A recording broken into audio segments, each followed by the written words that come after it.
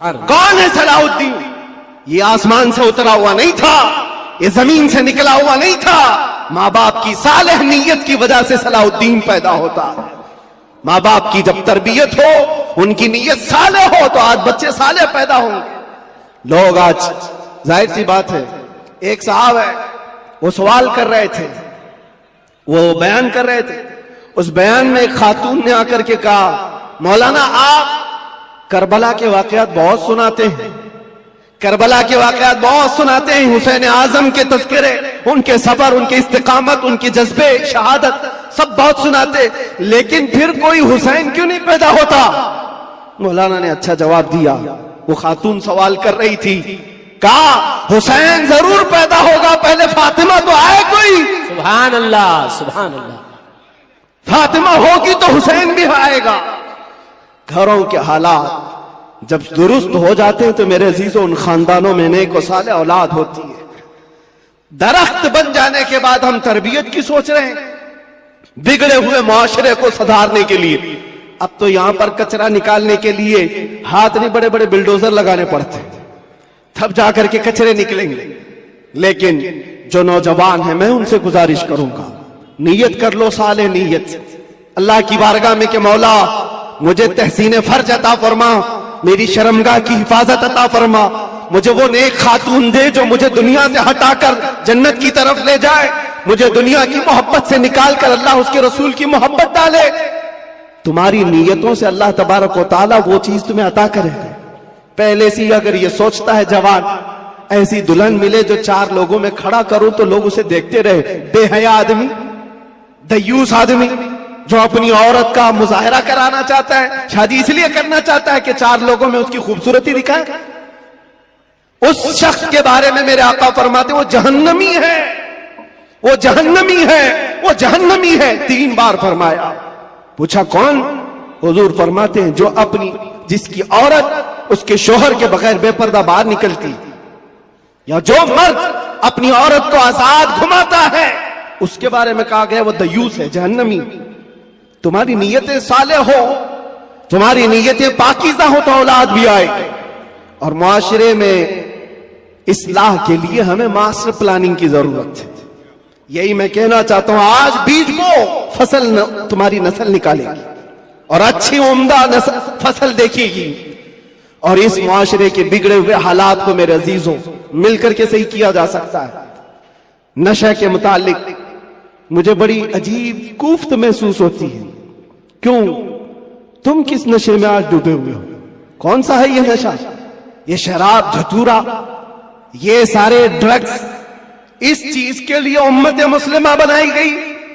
قرآن میں تو اللہ فرماتا ہے کنتم خیر امت اخرجت للناس، تم سب سے بہترین امت ہو جو انسانوں میں نکالے گئے ہو۔ انسانوں میں اللہ نے تم کو سب سے بہترین امت بنایا۔ بہترین امت کے یہ کام کہاں سے ہو سکتے ہیں؟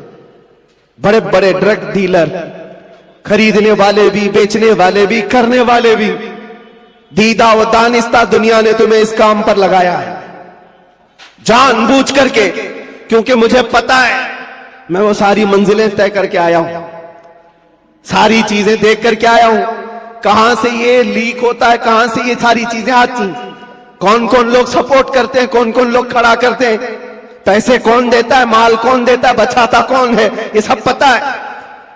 یہاں کھل کر کے میں اس چیز پر نہیں اظہار کرنا چاہتا۔ جیلوں کے اندر میں نے دیکھا ہے پوری کی پوری جماعت، یہ سارے کے سارے جو راکٹ چلتے ہیں اندر سے بھی چلتے ہیں۔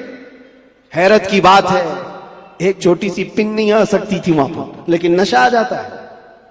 کون لاتا ہے، کیسے آتا ہے؟ اب اس کی تو ہر ایک کو اندازہ ہونا چاہیے۔ جب شہر کا منصف ہی چور ہو، جب حاکم ہی غدار ہو، تو پھر یہ ہم امید نہیں کر سکتے کہ وہاں پر اچھی فصل نکلے گی۔ شیخ سعدی نے صحیح کہا، زمین پر ادرک بو کر کے گنا آنے کی امید مت رکھنا۔ یہ سب حالات ہمارے دیکھے ہوئے، اس لیے میں آپ سے کہتا ہوں اٹھو وہ گھر نہ حشر نہ ہوگا پھر کبھی، دوڑو کہ زمانہ چال اپنی چل گیا۔ اور اس کا بھی علاج، قاری صاحب آپ کہہ رہے تھے نشہ کے متعلق، میں پھر آج اظہار کرتا ہوں، डर के मुतालिक डर करके अगर आप कह रहे हैं कि मुझे डाइवर्ट कर देंगे मेरे टॉपिक से, मैं डरने वाला नहीं हूं।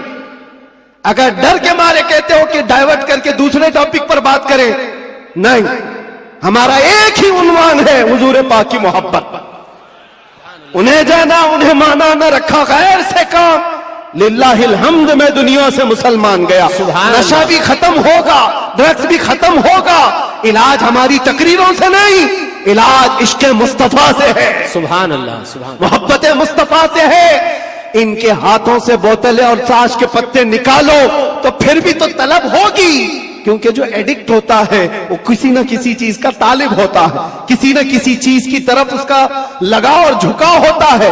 हम देखते हैं तारीख में क्या हुजूर पाक सल्लल्लाहु तआला अलैहि वसल्लम मक्का मुकर्रमा में जब तशरीफ लाए, नशा नहीं था, शराब नहीं था, उस वक्त भी शराब थी और नशा था, सब कुछ था, लेकिन बरसों पुराने जो शराब के आदी थे मिनटों में कैसे छोड़ सकते हैं। हजरत अनस एक सहाबी हैं, छोटी उम्र के थे, 10 या 12 साल की उम्र थी। वो कहते हैं मैं मदीने तैयबा में शराब सप्लाई करता था। कहबा खाने जो बने हुए होते थे, जैसे दुकानें जगह जगह होती हैं, वहां पर नुक्कड़ पर कुछ चीजें बनी रहती, रात के वक्त लोग शराब पी रहे होते, ये प्यालों में भर भर करके देते थे। अनस कहते हैं, हजरत अनस, मैं शराब के प्याले भरकर लोगों को सर्व कर रहा था, दे रहा था। अचानक गलियों में, मदीने की गलियों में किसी मुनादी ने ऐलान किया। ऐलान क्या था? या अय्युहल मुस्लिमून क़ाल रसूलुल्लाह सल्लल्लाहु अलैहि वसल्लम हुर्रिमतिल खमर। ऐ मुसलमानों, अल्लाह के नबी ने फरमाया आज से शराब हराम हो गई। हजरत अनस कहते हैं मेरे हाथ में प्याला था, वहीं से छोड़ दिया। जिसके हाथ में प्याला था वो होंठों से लगाया था, वहीं से पटक दिया। कोई ये नहीं सोचा कि जाकर बात कर लेंगे हुजूर से, देखते हैं आज का आज पी लेंगे, कल से छोड़ेंगे।